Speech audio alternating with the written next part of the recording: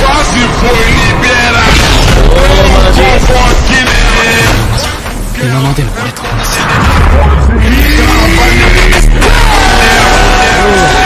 久しぶり。エゴイスタ潔良一。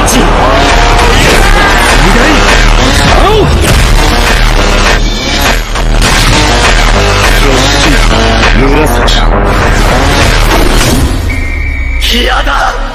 俺は俺のゴールで勝ちたい。領域展開。俺はストライカーだ。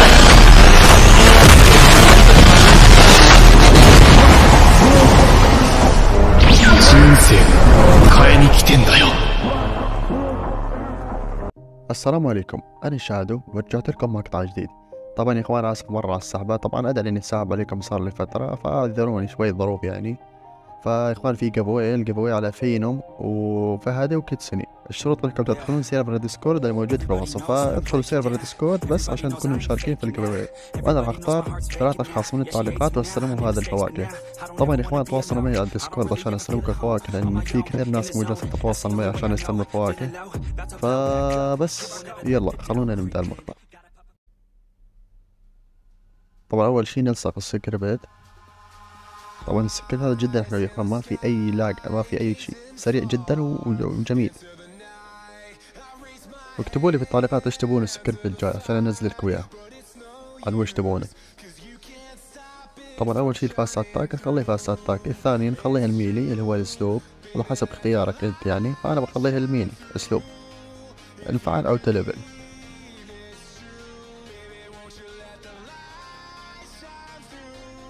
طبعا زي ما تشوفون سريع جدا ما في اي مشاكل.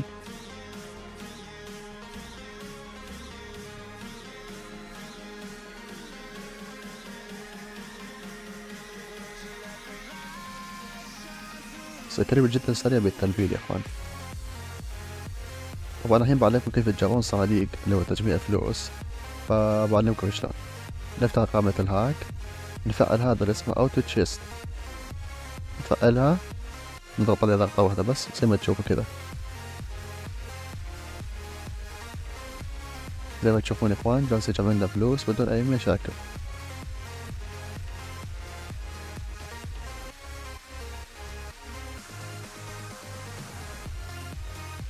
طبعا هو يجمع لك فلوس لكن ينقلك من سيرفر لسيرفر. اذا نقلك من السيرفر الموجود يعني الصناديق ما في صناديق في سيرفرك، فبينقلك على سيرفر ثاني عشان يكون فيه صناديق ويجمعهم لك.